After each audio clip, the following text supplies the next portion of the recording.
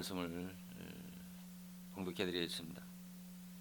오늘 증거할 본 말씀은 누가복음 10장 25절에서 34절 말씀입니다.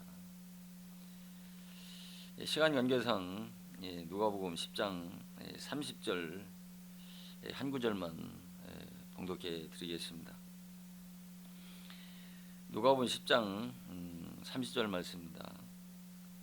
예수께서 대답하여 이르시되 어떤 사람이 예루살렘에서 여리고로 내려가다가 강도를 만나매 강도들이 그 옷을 벗기고 때려 거의 죽은 것을 버리고 갔더라. 아멘. 이 본문 말씀은 바로 그 율법에 대한 아주 중요성과 어떤 그런 절대적 그 필요성을 깨닫게 해주는 아주 중요한 말씀이 이 본문 말씀입니다. 오늘날 많은 기독교인들이 이 율법에 대해서 증거를 하게 되면 많은 다수가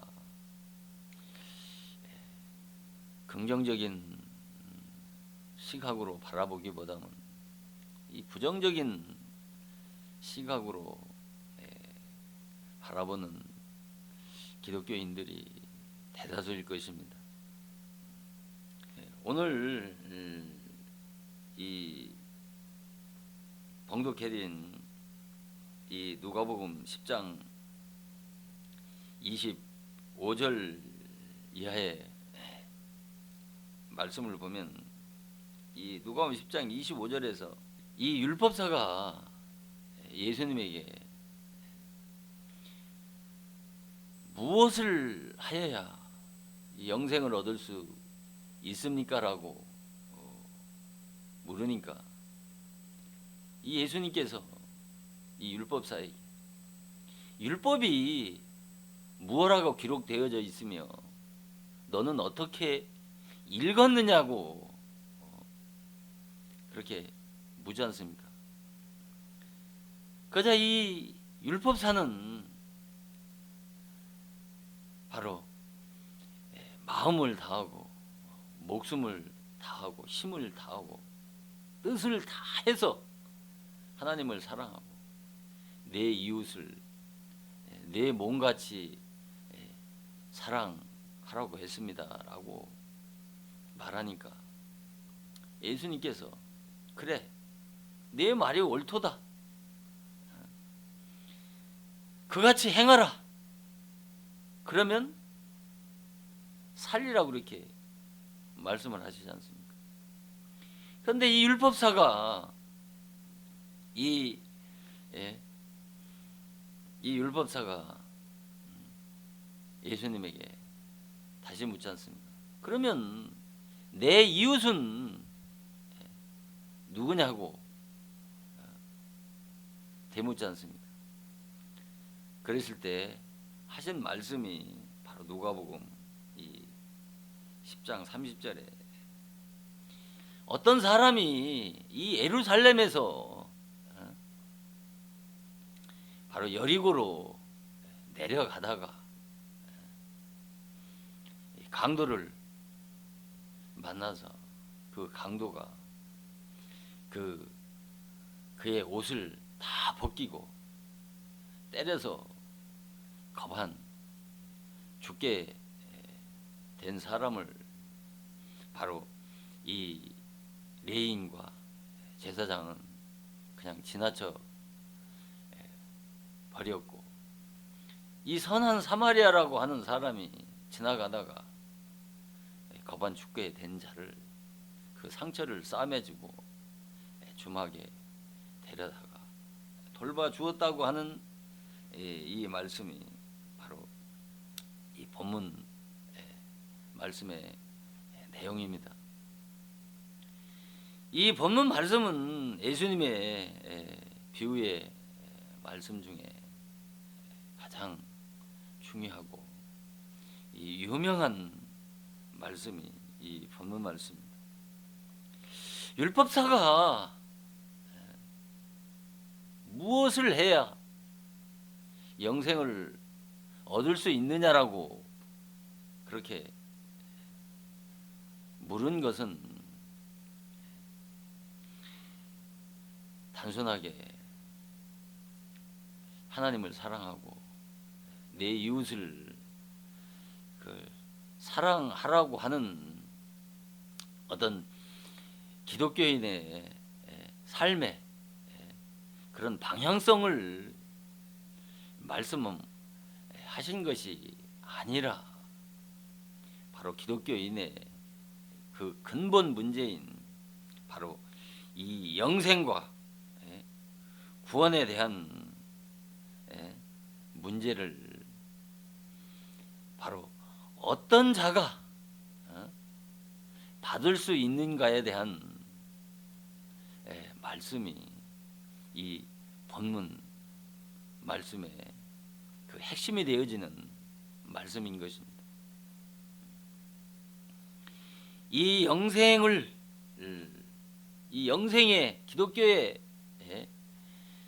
그리스도 교회의 그 근본 문제인 이 영생을 묻는 이 바리 율법사가 물은 이 기독교의 근본 문제인 이 구원과 이 영생의 문제에 대해서 예수님께서 이 본문에서 말씀하시고자 하는 것은 바로 어떤 자가 영생과 구원을 받을 수 있느냐라고 하는 문제를 말씀하고 있는데, 이 본문을 이해하기 위해서는 바로 율법에 대한 깊은 이해와 깊이 있는 깨달음이 없이는 이 본문을 이해하기가 참으로 어려운 말씀이 이 본문 말씀입니다. 이 말씀을 통해서 만들어진 법이 하나 있는데 바로 선한 이 사마리아 법이라고 하는 것입니다.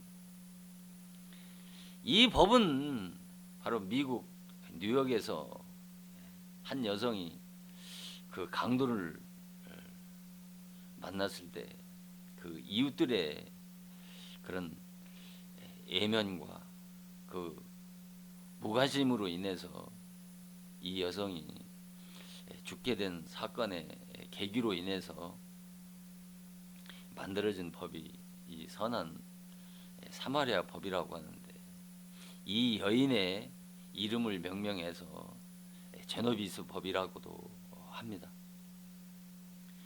그러니까 이 법은 이웃이 위험에 처했을 때에 구조하지 않게 되면 법적인 그런 책임을 묻는다고 하는 말씀이 바로 선한 사마리아 법입니다.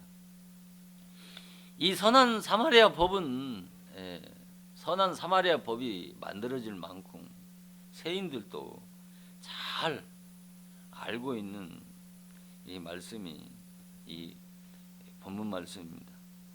그래서 제가 인터넷을 검색해 보니까 이 목사님들의 설교 말씀뿐만 아니라 다양한 계층의 사람들의 글들을 많이 접할 수가 있었습니다. 그 가운데에는 선한 사마리아 사람은 어떤 자비와 친절의 대명사로서 계산하지 않고 상대방의 필요를 쫓아서 활동하는 자선가의 한 사람이라고도 그렇게 말하였고, 또 다른 사람은 이 사랑의 장벽을 허무는 위대한 그런 사랑의 이야기라고도 하고, 또 다른 사람은 예수님은 그러니까 선한 사마리아 사람은 사회적 인심이나 한계를 초월해서 강도 만난 자에게 다함이 없는 친절과 사랑을 베풀어서 사랑의 가치와 이웃의 범위를 확인시켜주는 말씀이라고도 했습니다. 그리고 기독교의 목사님들의 설교 가운데 어떤 새로운 각오와 다짐을 하자는 어떤 새해 그런 실천 방향으로 선한 사마리아인을 닮아보자는 그런 권면의 말씀으로 설교하는 메시지가 많았습니다. 그러면서 한국의 유명한 그 대형교회 목사님의 그 신년 메시지의 그 결론 부분에서는 공군 부사관들이 생활비를 조금씩 모아서 그 변두리 마을에 연탄을 채워주었다는 이야기와, 그리고 어떤 분은 생활비를 모아서 그 방역복을 전쟁터와 같은 현장 방역팀에 보낸 이들이 있었는데 이들이 바로 선한 사마리아 사람을 닮아가는 사람이 아니겠느냐라고 하면서 새해는 우리 모두 선한 사마리아 사람의 삶을 본받아 살면 모두가 행복해지지 않을까라고 하는 그런 소망을 해본다고 하는 그런 메시지의 내용이었습니다. 과연 이 같은 말씀들을 통해서 많은 사람들에게 그런 감동과 감화를 줄 수는 있을지 몰라도 이 같은 메시지가 주님이 이 본문 말씀에서 말씀하시고자 하는 생명의 진리냐는 것이, 우리가 성경을 통해서 다양한 사람들의 그런 지식 수준과 그런 영적 상태에 따라서 다양한 그런 말씀으로 다양하게 메시지를 전할 수는 있습니다. 그러나 정말 그 구절 한 구절 말씀을 통해서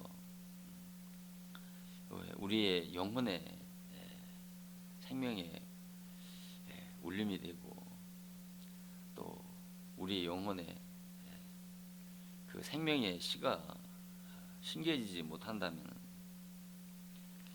아무리 유창한 언변으로 아름다운 말로 사람들에게 감화와 감동을 준다고 해도 하나님 편에서 봤을 때는 죽은 소리인 것입니다.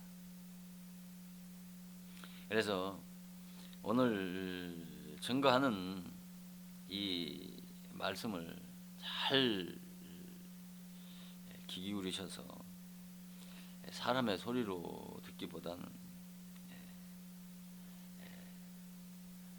주님의 진리의 세미한 음성으로 듣게 되면 기독교의 많은 난제들이 풀어지는 그런 키워드가 되는 말씀들이기 때문에 겸허하고 겸손한 마음 자세로 이 말씀에 귀 기울이다 보면은 성령께서 깨우쳐 주시는 놀라운 은혜가 있으리라 믿습니다. 자, 그러면 지금부터 이 본문 말씀에 대해서 말씀을 상고해 보려고 합니다. 우리가 기독교의 구원은 우리가 죽어야 산다라고 그러지 않습니까? 죽어야 다시 살 수 있다라고 이렇게 말씀을 드리면 뭐 기독교인들 가운데 이에 대해서 어떤 이의를 제기할 기독교인은 한 사람도 없을 것입니다. 그렇지만은 만약에 구약의 율법을 깨닫지 못하면 신약의 복음을 깨달을 수 없다고 하는 말이나 또는 구약 율법의 정죄와 심판이 없으면 기독교의 신약의 복음의 영광을 맛볼 수 없다고 한다라면 이에 대해서 이해하기보다는 아마 마음적으로 반발감을 갖는 분들이 많을 것입니다. 이에 대해서 좀 더 한마디 더 붙인다면 율법을 모르면 구원을 받을 수 없고 율법을 받은 자만이 예수를 믿고 구원을 받을 수 있다라고 한다라고 하면 여러분들은 어떻게 이 말씀을 이해를 하시겠습니까? 여러분, 이에 대한 말씀을 잘 이해가 가지 않는다라고 하면 우리가 로마서 3장 20절의 말씀을 보면 율법의 행위로는 그 앞에 의롭다함을 받을 육체가 없나니 율법으로는 죄를 깨달음이라고 이렇게 말씀을 하지 않습니까?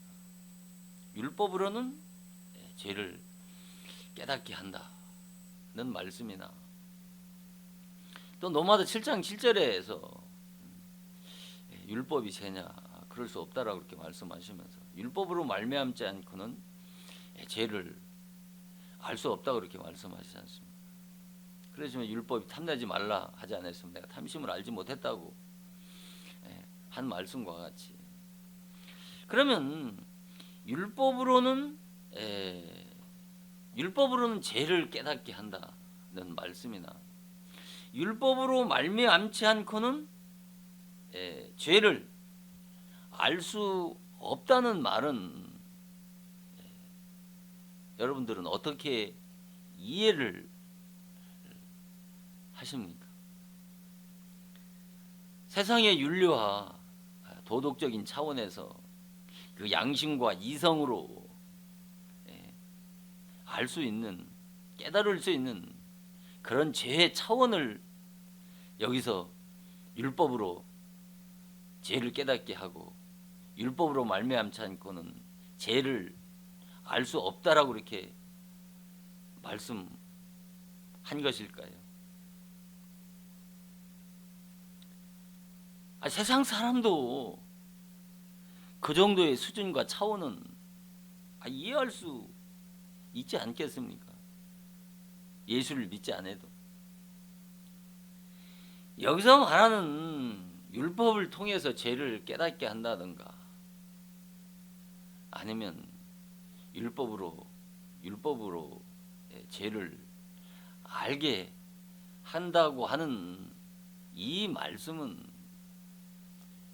바로 인간이 얼마나 악하고 정말 무시무시하고 절망적인 죄인이라고 하는 것을 깨닫게 하는 것이 바로 율법이라고 하는 그 의미로 사도 바울은 율법을 통해서 죄를 깨닫게 하고 율법을 통해서 율법으로 말미암지 않고는 죄를 알 수 없다고 하는 말씀을 그같이 말씀하시는 것이란 말입니다.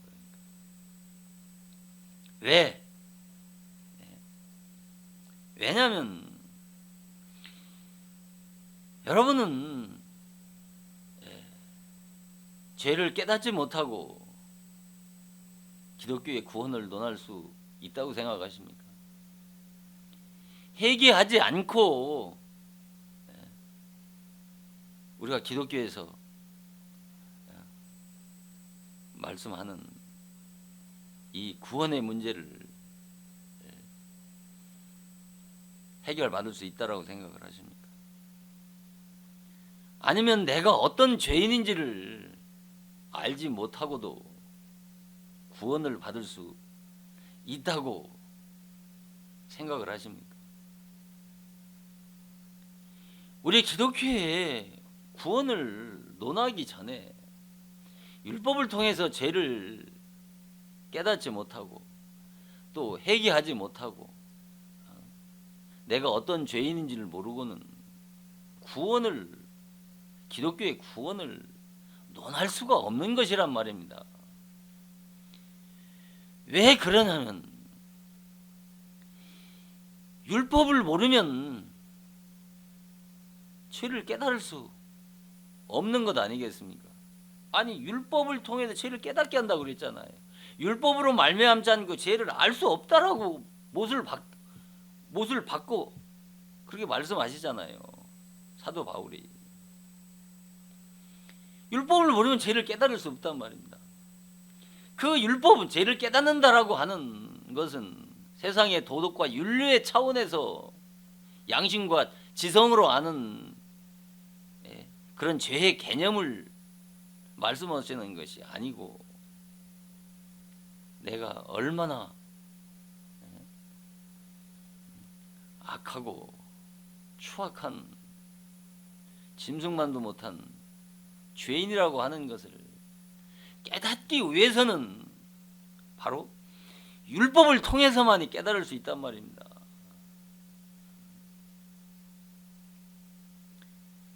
그러니까 율법을 모르면 죄를 깨달을 수가 없는 것이죠. 그 같은 죄를. 그럼 죄를 깨닫지 못하고 회개할 수 있습니까? 회개할 수 없지 않습니까?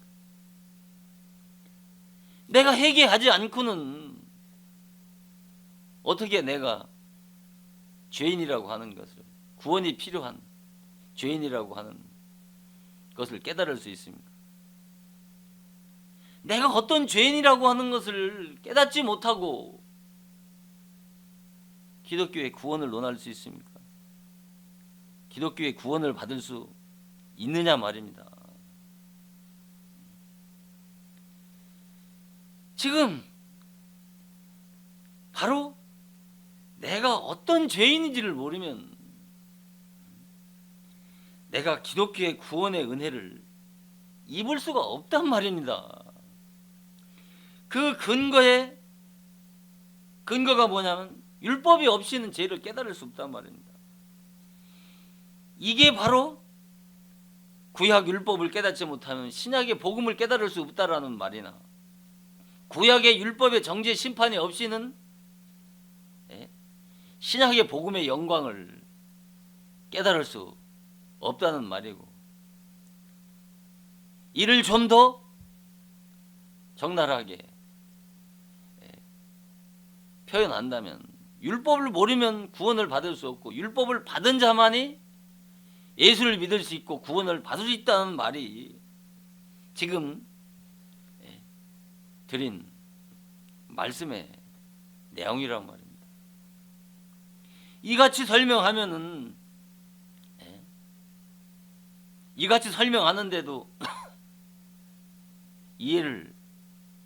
이해가 가지 않고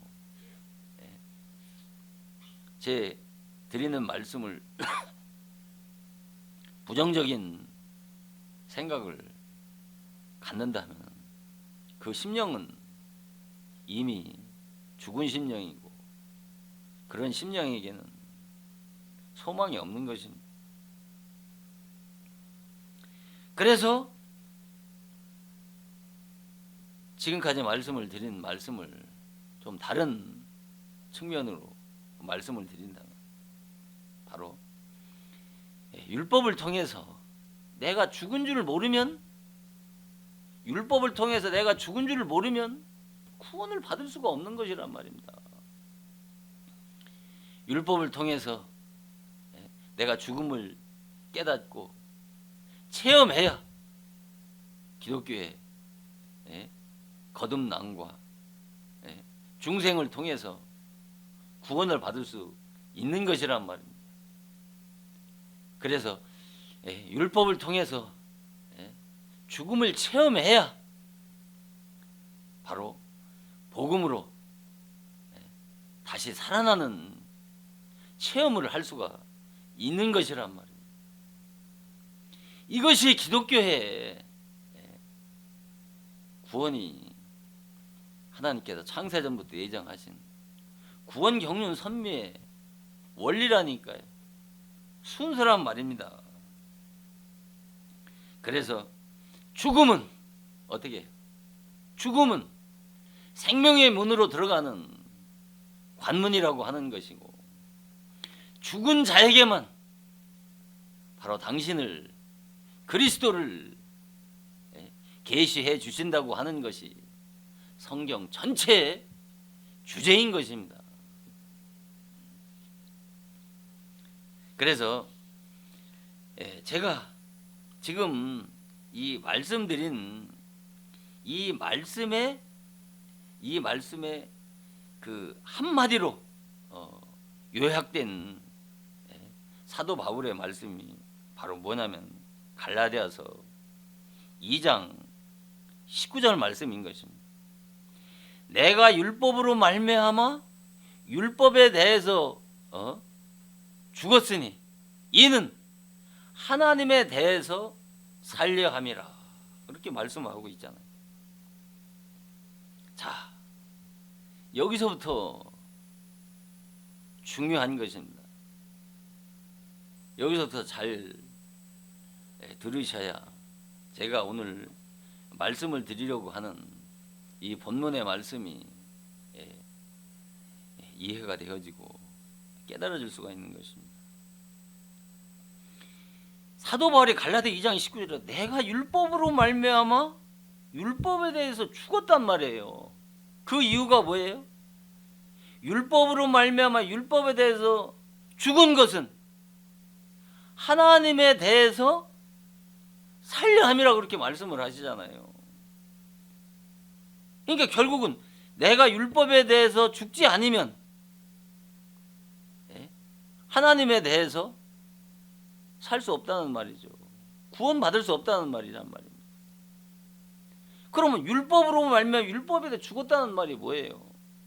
어떻게 내가 율법에 대해서 죽어요?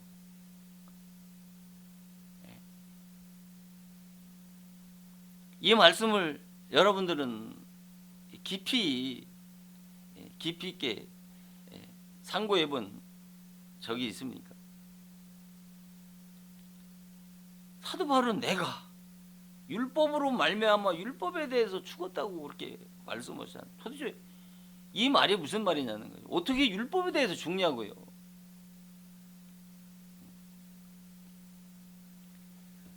자, 이 말씀을 어떻게 대부분 이해를 하냐면, 이 갈라디아 2장 19절 말씀을 로마서 6장 3절 말씀으로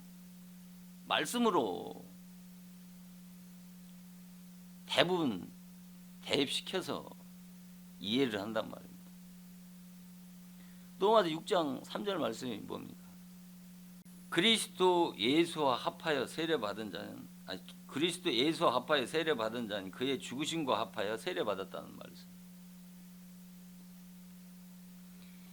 지금 갈라디아서 2장 19절 말씀과 이 로마전 6장 3절 말씀과 같은 맥락으로 이해하면 안 된단 말입니다. 이 로마서 6장 3절 말씀은 바로 사도 바울이 예수를 믿을 때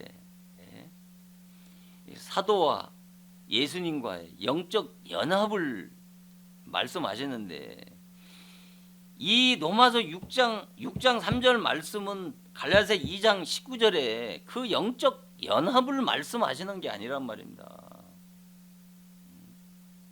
이 로마서 6장 말씀은 바로 사도 바울이 십자가의 복음을 믿을 때 옛사람이 십자가에서 못 박혀 죽은 사실에 대해서 바로 그리스도와 함께 세례 받았다고 그렇게 말씀을 하시는 것이란 말입니다. 그러니까 그리스도와 함께 예수 믿을 때 그리스도와의 그런 영적 연합을 말씀하시는 것이란 말입니다. 그러나 갈라디아 2장 19절 말씀은 그 말씀이 아니란 말입니다. 이 갈라디아 2장 19절 말씀은 바로 히브리서 7장 19절 말씀과 같이 율법으로는 아무것도 할 수 없다는 말씀이나 누가복음 10장 봉독해 드린 본문 30절에 강도 만난 자가 강도들에게 때려 거반 죽게 되었다는 말씀이나 이 같은 말씀이에요. 그러니까 갈라디아 2장 19절 말씀이나 히브리서 7장 19절에 율법으로는 아무것도 온전케 할 수 없다는 말씀이나 누가복음 10장 30절에 강도 만난 자가 강도들에게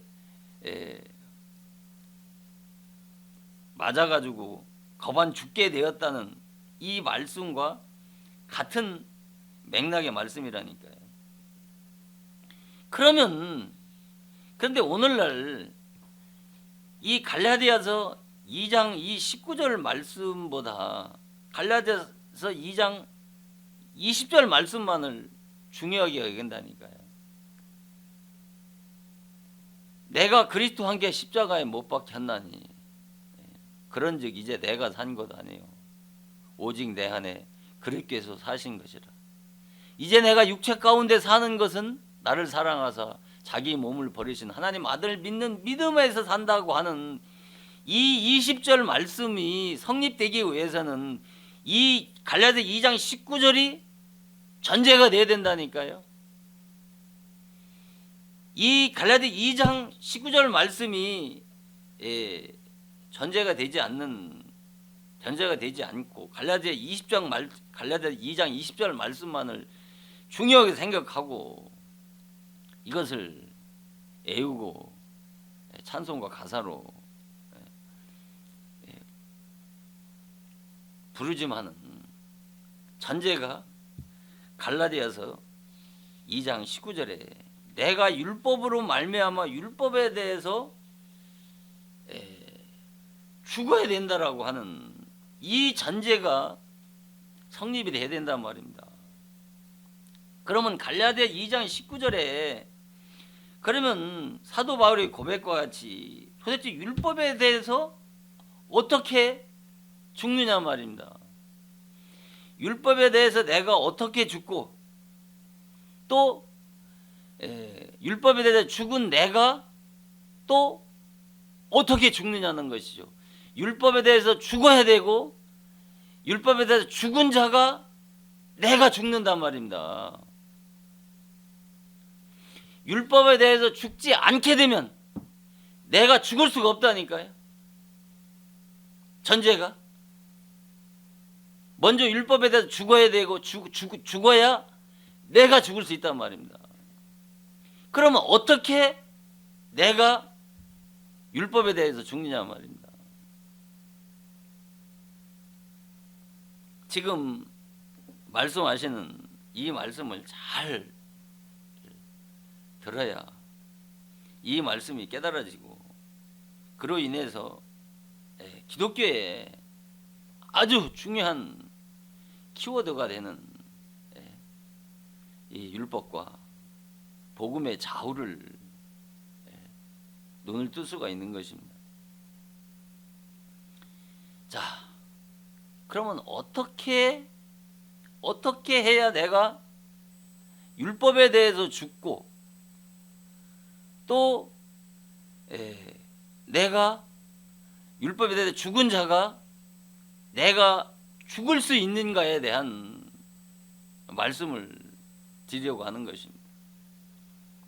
자, 우리가 율법은 율법의 표준이 높습니까?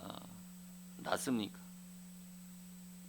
율법의 표준은 어마무시하게 상상할 수 없을 만큼 그 표준은 높은 것입니다.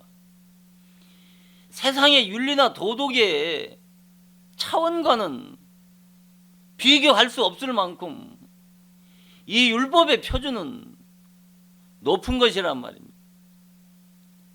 이 높은 율법의 표준에 따라서 내가 율법의 요구대로 살아보려고 하는 그 믿음의 선한 싸움을 먼저 싸워봐야 되는 것이란 말입니다. 어디에서? 복음신앙이 아니라 율법신앙 아래서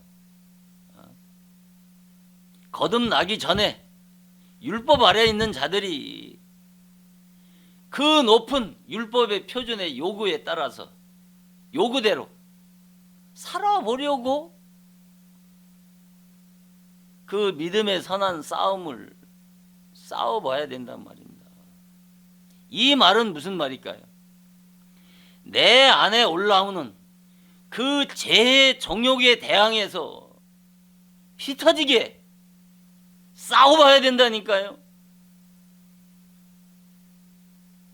이 말은 무슨 말일까요? 내 안에 올라오는 그 죄의 정욕에 대항해서 싸우지 않게 되면 인간의 양심과 지성은 무뎌지고 무감각해져서 그 마음이 오염되고 더러워져서 그 부패 타락의 온상이 되는 것은 시간 문제인 것입니다. 죄와 싸워야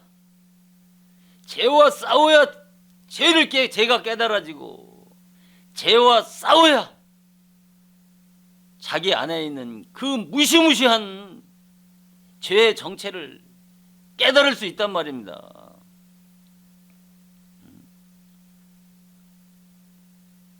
그러나 거듭나지 못한 죄인이 죄와 싸워야 어떻겠습니까? 백전백패할 수밖에 없는 것입니다. 그래서 회개의 터만 닦는 그 신앙을 반복할 수밖에 없는 것이죠. 그래서 하나님의 말씀대로 철저하게 살아보려고 애쓰고 몸부림치면 칠수록 죄에 패하고 넘어진 횟수가 작게 될 것 아니겠습니까? 그러게 되면 자기 자신에 대한 자기 자신에 대해서 자기 자신을 적나라하게 보게 되고 그 벌거벗은 수치를 깨닫지 않겠습니까? 이때 어떻게 하겠습니까? 자기 자신을 보고 자기 자신에 대해서 시낙낙거릴 수 있겠습니까? 자기 자신에 대해서 절망할 수밖에 없는 것이란 말입니다. 이 자기 자신에 대해서 절망과 좌절, 내 신앙의 단계까지 율법 아래서 성장을 해야 된다니까요. 이것이 일평생을 걸릴 수도 있다니까요. 자기 자신에 대해서 절망하고 좌절하는 이런 자가 바로 사도 바울의 로마 7장 24절과 같이 오라 곤고한 사람이로다. 이 사망의 몸에서 누가 나를 건져내려고 하는 탄식과 울부짖음이 나오겠습니까? 안 나오겠습니까? 이것을 영적인 죽음이라고 하는 것이란 말입니다. 기독교에서 얘기하는, 성경에 얘기하는 죽음은 이 영적인 죽음을 말씀하시는 것이란 말입니다. 그래서 기독교는 죽어야 다시 살 수 있단 말입니다. 여기서 잘 이해를 하시란 말입니다. 왜 사도 바울이 율법에 대해서 죽었다고 얘기했겠냐 말이에요. 자, 영적으로 여기까지 성장하게 되면은 율법을 지킬 수 있습니까? 없습니까? 아, 율법은 지킬 수 없는 것이로구나. 그 율법의 한계를 깨닫고 율법은 나를 죽게 만드는 사망의 법이라고 하는 것을 깨닫게 됐을 때, 아, 이때서 사도 바울의 고백이 율법에 대해서 죽었다고 하는 것이란 말입니다. 율법에 대해서 죽었다고 하는 깨달았을 때, 그때 비로소 나는 죽은 자로구나. 나는 소망 없는 자로구나. 의라고 하는 것은 티끌 먼지만큼도 없는 절망적인 죄인이라고 하는 것을 이때서 고백하는 것이란 말입니다.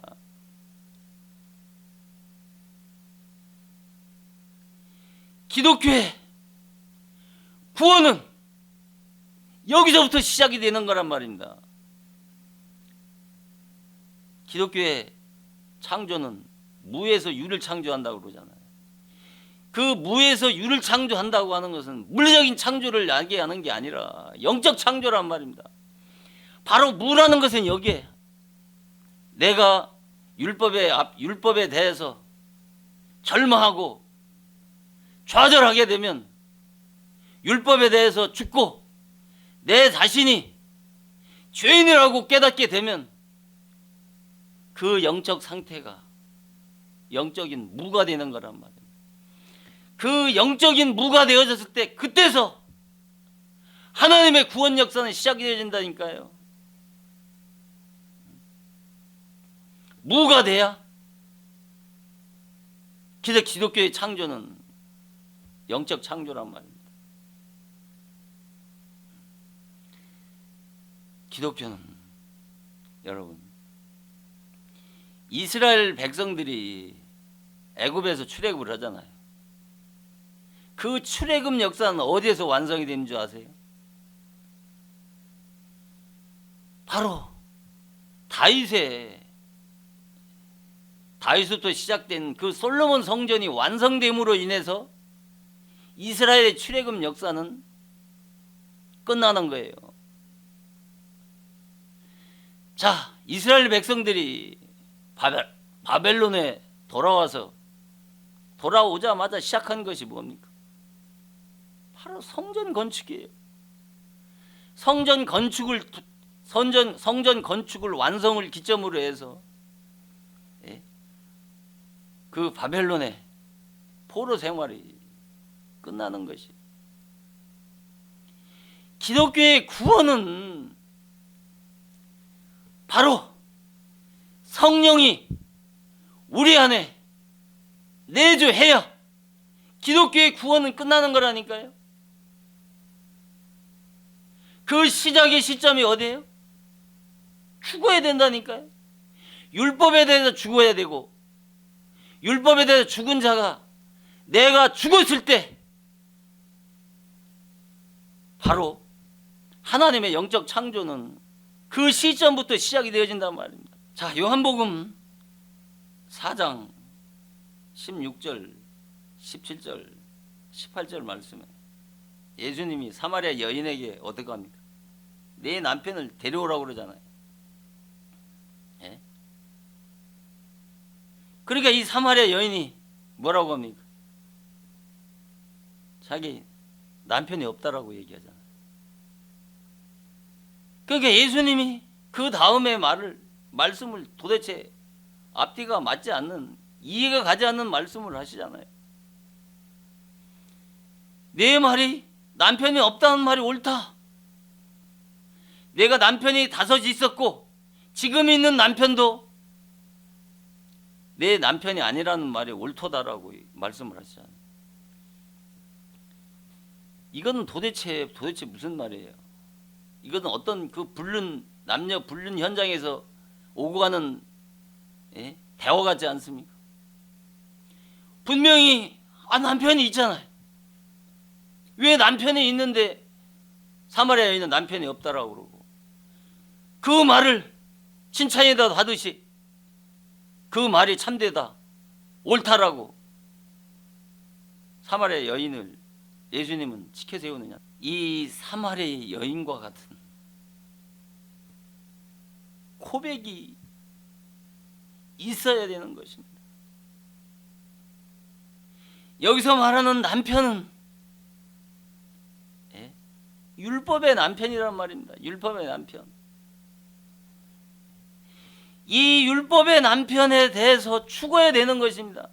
사마리아 여인이 내가 남편이 없다는 말이나, 이 율법의 남편이 없다는 말이나, 그 고백이나, 사도 바울이 갈라디아 2장 19절에 율법으로 말미암아 율법을 향해서 죽었다고 하는 고백이나 동일한 고백이란 말입니다. 바로 이 사마리아 여인이 이같이 자기가 율법에 대해서, 율법의 피난편에 대해서 죽고, 그 죽었다는 말은 곧 자기가 죄인이라는 말이고, 자기는 죽은 자라는 뜻이란 말입니다. 그러니까 그 말은 뭐야?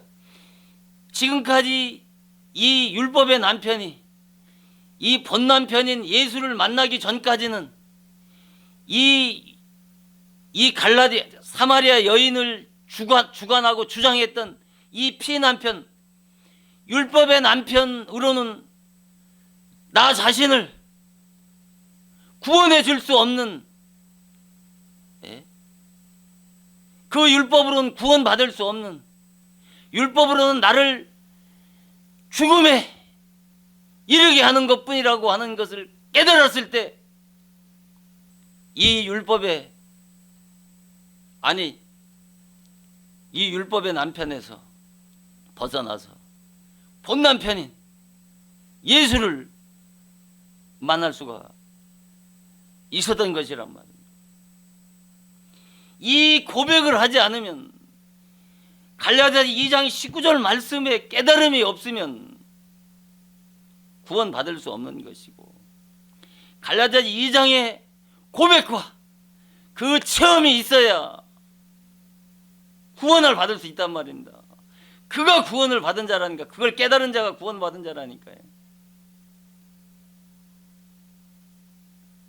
자, 여러분, 다윗과 밧세바의 사건을 너무나 잘 알죠. 육적으로 보면 불륜이지만 영적으로 보면 다윗과 밧세바의 불륜은 심오한 영적 진리가 감춰져 있는 것이란 말입니다. 육적으로 보면 다윗과 같이, 밧세바 같이 쳐 죽일 연놈들이 어디 있습니까? 어떻게 자기의 욕심을 차리기 위해서 그 남편 우리아를 전쟁터에 내몰아서 죽이고, 다윗의 아내가 되고, 다윗은 밧세바를 아내로 맞이하느냐 말입니다. 그거보다 더 악한 존재들이 어디 있습니까? 그 우리아의 남편은 피남편이고 율법의 남편이란 말입니다. 그 남편이 죽었을 때, 그 율법의 남편이 죽어야 어떡합니까? 본 남편인 밧세바가 본 남편인 예수를 신랑으로 맞이할 수 있는 것이란 말입니다. 그 피해 남편이 죽어야 다윗이 그리스도의 신부가 되어지는 것이란 말입니다.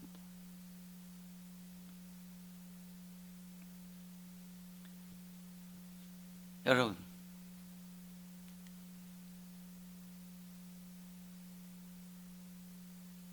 로마서 2장, 로마서 7장 2절 3절 말씀을 너무나도 잘 아시죠.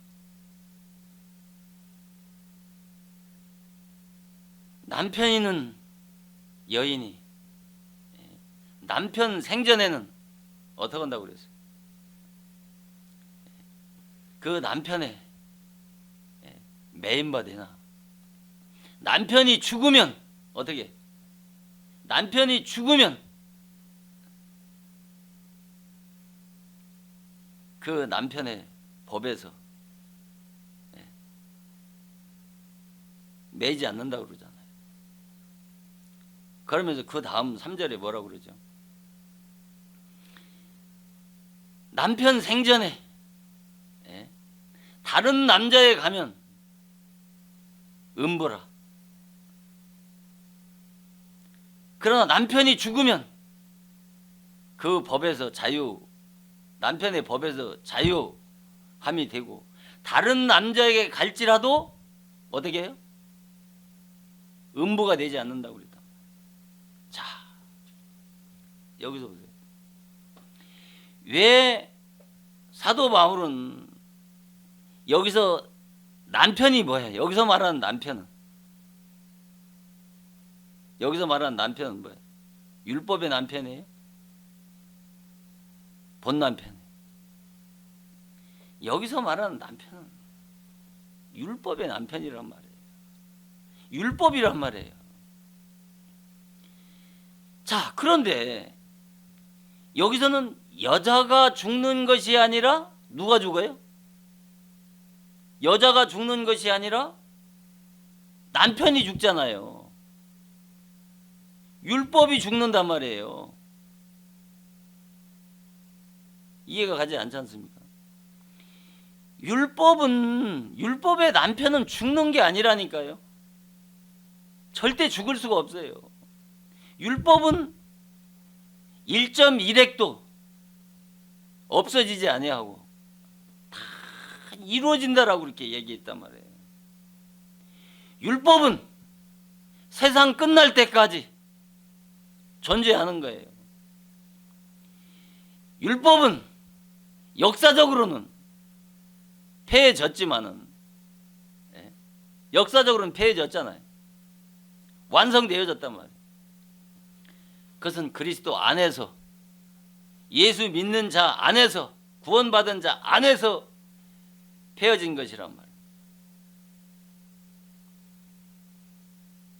그러나 구원받지 않은 자들에게는 율법은 여일하게 세상 끝날 때까지 존재하는 거란 말입니다. 율법의 남편은. 그러면 왜 여기서 사도 바울은 남편을 죽는 것으로 말씀하느냐 말이에요. 남편을 죽는 게 아니고 여자가 죽는 거란 말이에요. 여러분들이 갈라디아서 2장 19절 말씀을 잘 이해를 하셔야지 이 말씀을 이해한다니까. 율법으로 말미암아 율법을 향해서 죽었단 말이에요. 예? 그러니까 이 여자가 남편이 죽는 것 같이 됐지만은 이 여자가 율법으로 말미암아 율법을 향해서 죽었다는 거예요. 그 죽었다는 말이 여기서 로마 7장에서는 이 율법의 남편이 죽는 것으로 그렇게 말씀하신단 말이에요. 율법의 남편이 죽는 게 아니라 이 여자가 죽는 거란 말이에요. 여러분, 이 말씀은 그렇게 쉽게 이해되어질 수 있는 말씀이 아니에요. 자, 보세요. 율법의 남편에 대해 그러면 왜 율법의 남편에 대해서 죽어야 되느냐는 말이죠. 사도 바울이 율법의 남편에 대해서 죽어야, 율법에 대해서 죽어야 어떻게 해요? 율법에 대해서 죽어야 하나님에 대해서 산다라고 말씀하셨잖아요. 그러니까 반드시 율법의 남편에 대해서 죽어야 되는 거예요. 이 말은 무슨 말이냐면, 우리가 세상에서도 이혼이 성립되기 위해서는 바로 남자나 여자에게 그 유책 사유가 성립이 되어야 되는 거예요. 유책 사유에 성립이 되지 않으면 이혼이 성립이 되어질 수가 없단 말입니다. 그러니까 어떻게 해요? 이 율법, 이 여인이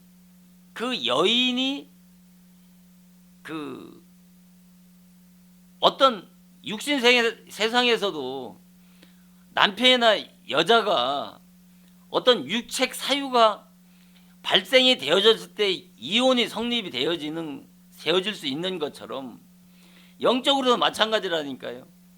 이 여자가 허물과 죄가 다 드러나야 되는 거예요. 드러나서 이 정말 아무 쓸모없는 죽은 존재라고 하는 것을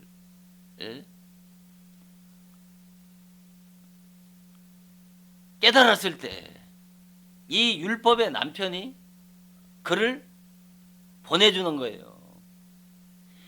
그렇지 않으면 어떻게 해요? 이 율법의 남편은 어떻게 해요? 절대로 이 여자를 본 남편에게 보내질 않는다니까요. 어떻게 해야 보내요? 죽어야 된다니까요. 쓸모없는 자가 되어졌다고 판단했을 때 이 율법의 남편은 그 여자를 버리는 거예요. 이 버린 자를 어떻게 해요? 이 버린 자를 바로 예수님은 그를 구원하신단 말입니다. 그러니까 반드시 율법에 대해서 죽어야 되고, 내가 죽어야, 율법에 대해서 죽었을 때 내가 죽는 것이고, 내가 죽어야 바로 그 율법의 남편은 그를 본 남편에게 보내주는데, 그가 죽지 않았을 때 그가 율법에 자랑할 만한 의와 그런 좋은 의로운 그런 행위들이 자랑할 만한 것들이 많게 되면은, 아니 율법의 남편이 그를 버리지 않는단 말입니다. 그런데 오늘의 기독교인들은 어떻게 해요? 이 율법의 남편에게 잘 보여서 칭찬 받으려고 얼마나 힘쓰고 애쓰고 노력합니다. 그러나 이 영적인 원리를 이해하게 되면 이 죄라고 하는 것이 드러나서 이 율법의 남편에게 버림받을 만큼의 그런 영적 상태까지 이르렀을 때 그에게 구원의 은혜가 임하는 것이란 말입니다. 그렇지 않고는 신앙의 전환을 이룰 수가 없다니까요. 이 영적으로도 마찬가지라니까요. 죄에 대해서, 율법을 통해서 죄에 대해서, 율법에 대해서 죽고 자기 자신에 대해서 죽어야 이 율법의 남편이 쓸모 없다라고 했을 때 이 율법의 남편이 버리게 되는 것이고, 그를 예수님은 그를 그리스도의 신부로 받아 드리는 것이죠. 그러니까 율법 아래서 율법으로 의롭게 되고 거룩하게 되려고 하는 자들은 구원을 받을 수가 없는 것이란 말입니다. 율법을 통해서 죄가 드러나고 자기 자신이 얼마나 악하고 절망적인 죄인이라고 하는 것을 깨닫게 됐을 때 율법의 남편은 그 허물 많고 죄 많은 쓸모없는 자를 이 율법의 남편이 버리게 될 때 바로 본 남편인 그리스도 앞으로 나올 수가 있는 것이란 말입니다. 이 원리를 잘 이해를 하기 위해서는 이 율법에 대한 그런 개념과 율법에 대한 깊은 이해가 정립이 되지 않으면 참 이해하기 어려운 말씀입니다. 그래서 우리가 갈라디아 3장 24절에서 율법이 그리스도께로 인도하는 몽학 선생이라고 이렇게 말씀하시잖아요. 율법이 어떻게 그리스도께로 인도하느냐 말입니다. 그러니까 율법을 통해서 죄가 깨달아지고 그 죄가 적나라하게 드러나게 되면 바로 율법을 통해서는 의롭게 되고 거룩하게 될 수 없는 죄인이라고 하는 것을 깨닫게 됐을 때, 그때서 인간은 비로소 그리스도를 찾게 되기 때문에 바로 율법이 우리를 그리스도께로 인도한다는 것이죠. 이게 율법을 통해서 죄가 드러나야지만이 신앙의 전환을 이룰 수가 있단 말입니다. 그러니까 율법이 그렇게 인도하는 몽학 선생이 되어 그 다음에 우리로 하여금 믿음으로 말미암아 의롭다함을 얻게 하려 함이라고 이렇게 말씀하시잖아요. 그런데 후자의 말씀만을 포커스를 맞추지 이 전자의 말씀을 중요하게 여기지 않기 때문에 오늘날 기독교가 구원과 점점 더 멀어지게 하는 이유가 바로 이 때문인 것이죠. 그래서 율법이 히브리서 7장 19절 말씀에서 보면 율법은 아무것도 온전케 할 수 없다고 이렇게 말씀하시잖아요. 율법은 아무것도 온전케 할 수 없다.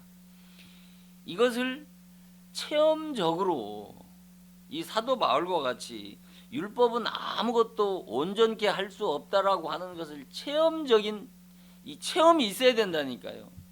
이 체험이 없으면 이 체험이 없이는 이것을 지식적으로만 율법은 아무것도 온전케 할 수 없다라고 하는 것을 지식적으로 아는 거하고 사변적인 지식을 가지고 이것을 율법을 깨달은 양 착각하는 것만큼 어리석고 무지한 것이 어디 있냐 말입니다. 이걸 내가 율법의 요구대로 살아보려고 몸부림 쳐본 결과 결국은 경험적으로 율법은 정말 나를 죽음으로 몰아가는 그 사망의 법이라고 하는 것을 내가 체험적으로 깨달은 사람하고 그것을 지식적으로 아는 사람하고 하나님의 그 은혜의 깊이를 누가 더 깊게 하나님의 은혜를 이해하겠습니까? 그러니까 율법은 아무것도 온전히 할 수 없다고 하시면서 그 다음에 뭐예요? 그 다음에 이해.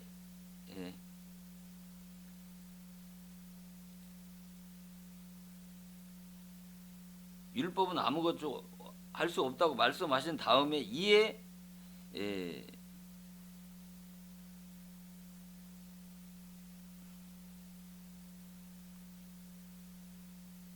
이에 더 좋은 소망이 생기니 이에 더 좋은 소망이 생기니 이것으로 우리가 하나님께 가까이 가느니라. 이에 더 좋은 소망이 생긴다고 이렇게 말씀하시잖아요.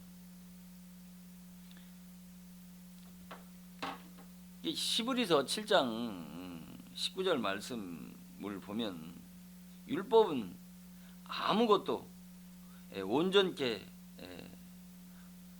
하지 못한다고 하면서 이에 더 좋은 소망이 생기니 이것으로 우리가 하나님께 가까이 가느니라고 이렇게 말씀하시잖아요. 그러니까 율법은 사도 바울의 고백과 같이 율법은 아무것도 온전케 할 수 없다는 그 사도 바울의 고백이 바로 우리의 체험적인 고백이 되어야 되는 것이란 말입니다. 이 같은 고백은 율법의 요구대로 몸부림쳐서 살아보려고 애쓰고 힘써 봤지만은 결국은 율법으로는 의롭게 될 수 없고 율법은 결국은 인간을 죽음으로 몰아가는 그 사망의 법이라고 하는 것을 체험적으로 이 사도 바울과 같이 깨달아야 먼저 이걸 깨달았을 때 율법은 아무것도 온전히 할 수 없다라고 하는 것을 체험적으로 깨달았을 때 이에 그 다음 구절이 이에 더 좋은 소망이 생기니라. 그러니까 인간은 율법은 아무것도 어쩔 수 없다고 하는 것을 깨닫게 됐을 때 인간은 더 좋은 소망이 생긴다고 말씀하시는 것은 율법의 최종 목표와 목적이 뭐냐면 죄로 말미암아 죽게 만든단 말입니다. 인간은 죽게 되어졌을 때 비로소 살 길을 찾기 때문에 이에 더 좋은 소망이 생긴다고 말씀하시면서 이것으로 우리가 하나님께 가까이 가느니라 그렇게 말씀하시잖아요. 그러니까 이것으로 율법에 대해서 죽게 되어졌을 때 죽었을 때 바로 우리는 살 길을 찾기 때문에 바로 그리스도께 소망을 둘 수가 있기 때문에 이것으로 더 좋은 소망이 생기고 이것으로 하나님께 가까이 가게 한다고 이렇게 말씀을 하신 것이란 말입니다. 그래서 율법에 대해서 죽고 율법 때문에 내가 죽을 수 있는 것은 율법에 대해서 죽고 내가 율법 때문에 내가 죽을 수 있는 것은 바로 율법의 요구대로 살아본 자라야 죽을 수 있다는 말입니다. 그러니까 그래서 율법의 요구대로 살아본 자가 죽을 수 있고 죽음을 깨달은 자에게 그리스도 안에 있는 새 생명을 부어 주신다는 말씀이 바로 이 때문에 그렇게 말씀을 하시는 것이죠. 그러니까 그래서 우리가 누가복음 10장 30절에 봉독해드린 본문을 보면은 이 강도가 그 예루살렘에서 여리고로 내려가는 사람을 이 옷을 벗기고 어떻게 합니까? 때려서 거반 죽게 만들지 않습니까? 여기서 말하는 이 강도는 어떤 노상에서 무슨 물건이나 약탈하고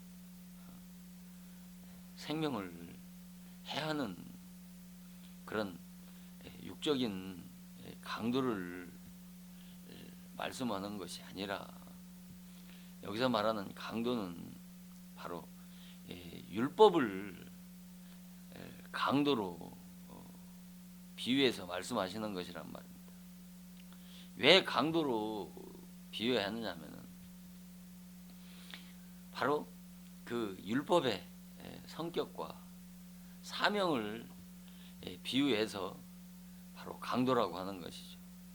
왜 그러냐면은 요한복음 10장 8절에 보면은 나보다 먼저 온 자가 절도요 강도라고 그렇게 말씀하셨잖아요. 여기서 나보다 먼저 온 자는 바로 예수님보다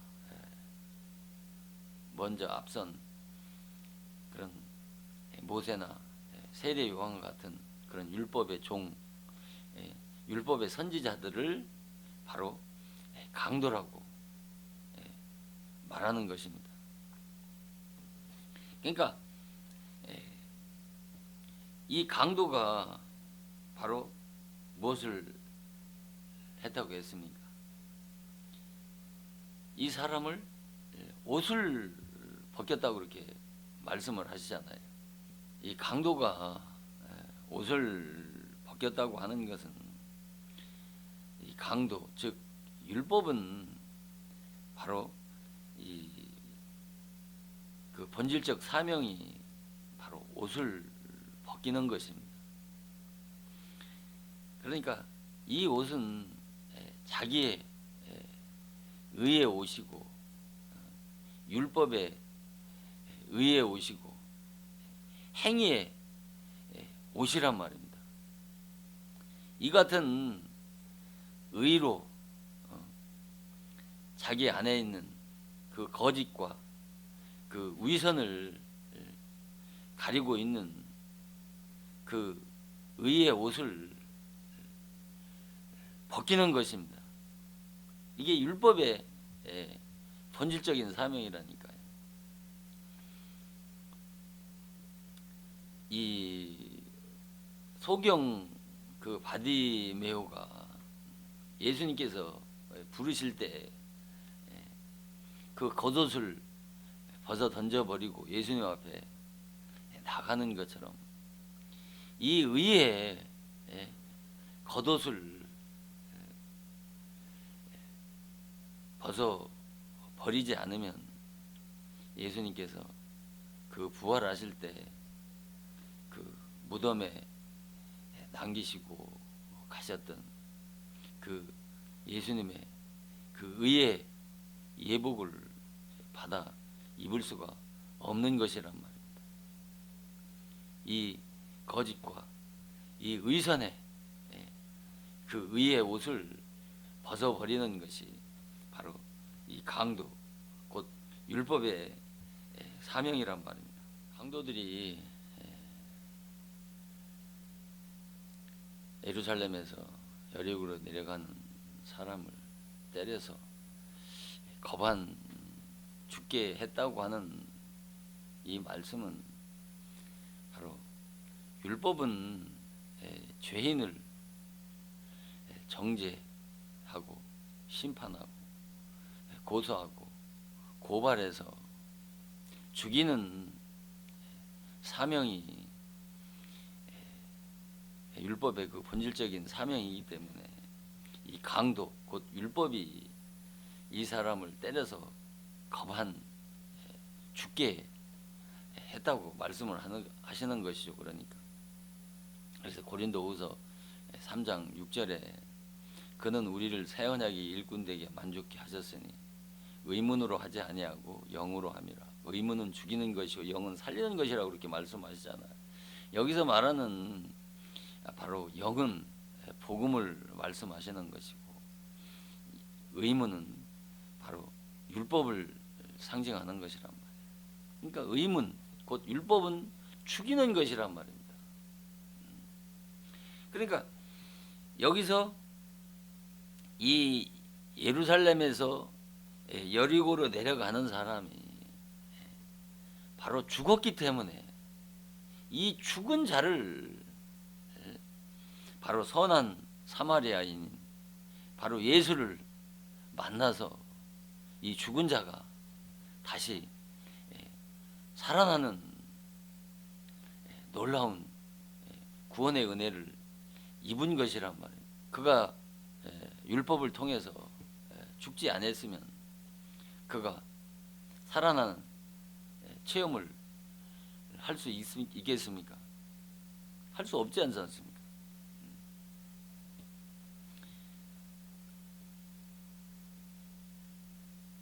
그리고 제사장과 이 레인이 어떻게 했어요? 그리고 이 죽은 자를 이 레인과 이 제사장이 그냥 지나쳐 버렸다고 말씀하고 있지 않습니까? 그러니까 이 제사장과 레위는 이 죽은 자를 지나쳐 버리고 떠났다고 그렇게 말씀을 하지 않습니까? 여기서 말씀하는 이 레위인과 제사장 이 강도 만난 자를 그냥 지나쳐 버린 것은 무슨 구약 율법의 시신이나 시체를 만지게 되면 부정하기 때문에 이 제사장과 레인이 지나쳐 버린 것이 아니라 이 레인과 제사장은 구약 율법을 대표하는 자들이란 말입니다. 그러니까 구약 율법으로는 이 죽은 자를 살릴 수가 없는 것이란 말입니다. 왜 못 살리겠어요? 구약 율법에는 생명이 없기 때문인 것입니다. 그러니까 바로 그 생명을 가지신 바로 선한 사마리아인 그 예수님만이 이 죽은 자를 바로 그리스도의 생명으로 다시 살릴 수가 있는 것이란 말입니다. 그래서 누가복음 19장 10절에서 보면 인자가 온 것은 잃어버린 자를 찾아 구원하려 함이라고 이렇게 말씀을 하시고 있잖아요. 그러니까 인자가 온 것은 잃어버린 자를 찾아서 구원하러 오셨다고 이렇게 말씀하시잖아요. 아무나 구원하는 것이 아니라 이 잃어버린 자를 찾아서 구원하러 오셨다는 것이죠. 여기서 말하는 잃어버린 자는 저 믿지 않는 이방인들을 잃어버린 자라고 말씀하는 것이 아니라 이 잃어버린 자라고 하는 뜻은 아폴롬이라고 하는 뜻인데 이 죽은 자라고 하는 뜻입니다. 죽은 자. 그러니까 율법 아래서 율법을 통해서 죽음을 체험하고 율법에 대해서 죽고 그 율법을 통해서 내가 절망적인 죄인이라고 깨달은 자를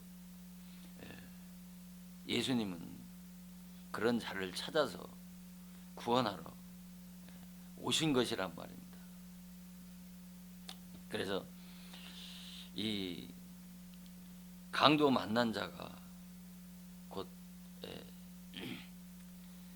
율법을 통해서 죽은 자고 예수님께서 구원하신 어떤 삭개오나 바디메오 또 죄인의 대명사라고 하는 이 세리와 창녀들은 다 잃어버린 자고 영적으로 죽은 자란 말입니다. 이런 자를 구원하러 오셨다고 이렇게 말씀하시는 것이. 누가복음 15장 24절에 탕자를 그 아버지가 탕자에게 탕자는 죽었다가 살아났고 잃었다가 다시 찾았다고 이렇게 말씀하시잖아요. 거기서 잃었다라고 하는 것은 똑같은 아폴롬이라고 하는 뜻이에요. 죽은 자라는 뜻이란 말입니다. 그가 언제 죽었습니까? 죽었다가 다시 살아났다고 그러잖아요. 잃었다가 다시 얻었다고. 언제 그가 죽었습니까? 바로 영적으로. 탕자는 영적으로 죽은 자고 잃어버린 영혼이란 말입니다. 무엇 때문에? 율법 아래서 율법을 통해서 율법에 대해서 죽고 그 율법 때문에 자기가 죽은 자유, 구원이 필요한 절망적인 죄인이라고 하는 것을 깨달은 자를 바로 예수님은 잃어버린 자를 찾아 구원하러 오셨다고 누가복음 19장 10절에 말씀하실 뿐만 아니라 마태복음 15장 24절에도 이스라엘 집에 잃어버린 양 외에 다른 데로 보내심을 받지 않았다고 이렇게 말씀하시잖아요. 이스라엘 집에 잃어버린 양, 바로 이스라엘 집은 바로 율법 아래 율법 교회를 육적으로는 여기서 말하는 이스라엘 집은 율법을 받은 육적 이스라엘을 말씀하지만은 영적으로는 이스라엘 집은 바로 율법 교회를 말씀하시는 거란 말이에요. 신약에. 그러니까 율법 교회에서 율법의 종을 통해서 그 율법을 통해서 정죄 심판 받아서 자기 자신이 얼마만큼 악하고 더러운 절망적인 죄인이라고 하는 것을 깨달은 이 잃어버린 양 외에 다른 데로 보내심을 받지 않았다는 것이죠. 예수님 이 땅에 오신 것은 이와 같이 바로 잃어버린 자를 구원하기 위해서 오신 것이란 말입니다. 예수님께서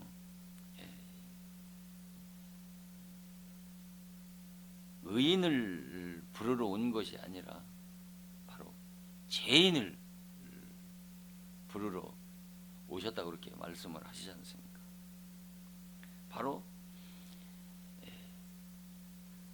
이 죄인은 바로 율법을 통해서 많이 죄를 깨달을 수 있고 이 죄를 깨달은 자만이 바로 회개할 수 있는 것이고 회개한 자만이 내가 얼마만큼 절망적인 죄인이라고 하는 것을 깨달을 수 있기 때문에 여기서 말하는 죄인은 바로 율법에 대해서 죽은 자요. 율법에 대해서 죽은 자는 자기 자신에 대해서 죽은 자란 말입니다. 이런 자를 생명의 왕이 되신 바로 예수 그리스도께서 바로 그리스도의 생명을 통해서 이 죽은 자를 살리러 이 땅에 오신 것이란 말입니다. 그래서 내 자신이 어떤 정말 존재라고 하는 것을 깨닫고 내가 이 죄악의 사슬에서 율법의 사슬에서 해방 받은 자는 404장의 찬송과 작시자의 고백과 같이 하늘을 두루마리 삼고 바다를 먹물 삼아도 그 크신 하나님의 사랑 다 기록할 수 없고 그 크신 하나님의 사랑을 저 하늘에 다 채울 수가 없다는 고백을 할 수밖에 없는 것이란 말입니다. 이 같은 고백은 404장의 찬송과 작시자만이 고백이 아니라 바로 우리들의 고백이 되어야 하는 것입니다. 그래서 정말 내가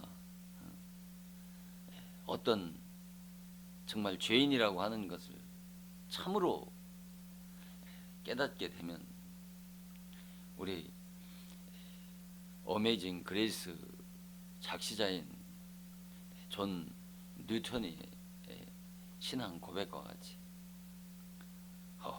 나 같은 것도 구원해 주시네, 나 같은 것도 구원해 주시네 라는 그 고백이 우리들의 고백이 되어야 되는 것입니다.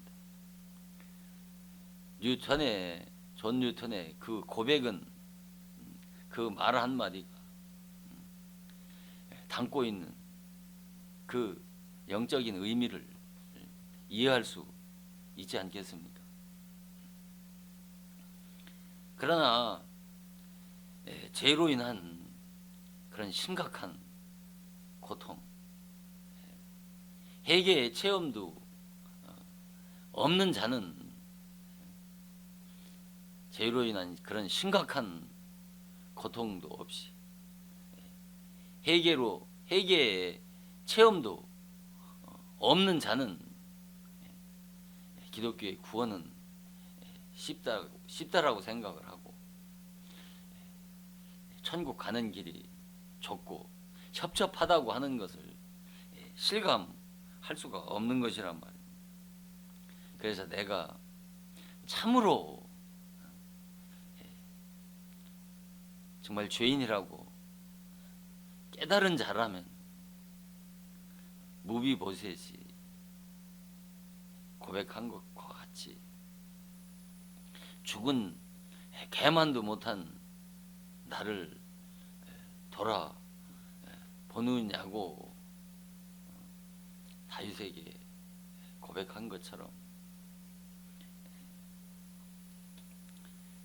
무비보셋이 다윗을 향해서 이 죽은 개만도 못한 자를 돌아보시냐라고 고백한 것처럼 정말 참으로 내가 죄인이라고 깨달은 자라면 이 죽은 개만도 못한 년놈이라고 해도 입을 열 수 없는 그런 죄인이라고 하는 것을 깨닫게 돼야 바로 구원의 놀라운 은혜를 입을 수가 있는 것이란 말입니다. 그래서 정말 생명을 받은 생명 있는 지도자라면 그 메시지를 듣게 되면 정말 거듭난 주의 종인지 생명 있는 종인지 분별할 수가 있는 것이란 말입니다. 구원은 천국 가봐야 알 수 있다고 하는 것만큼 무지한 말은 없는 것이란 말입니다. 내 안에 생명이 있는데 그가 말하는 소리를 듣게 되면 그가 생명이 있는지 없는지 왜 모르겠습니까? 영혼이 생긴 대로 생긴 모양대로 말하고 행동하는 것입니다. 그래서 오늘 증거한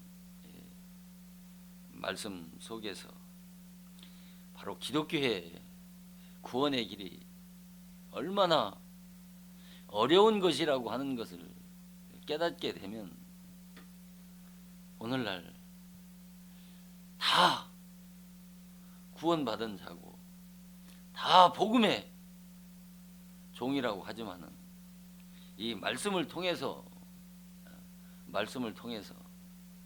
깨닫게 되면 기독교의 구원의 길이 얼마나 좁은 길이고 바늘 구멍으로 들어가는 것보다 어려운 것이 기독교의 구원의 길이라고 하는 것을 깨닫는 은혜가 있기를 축원을 드리고 오늘 말씀을 모두 마치도록 하겠습니다.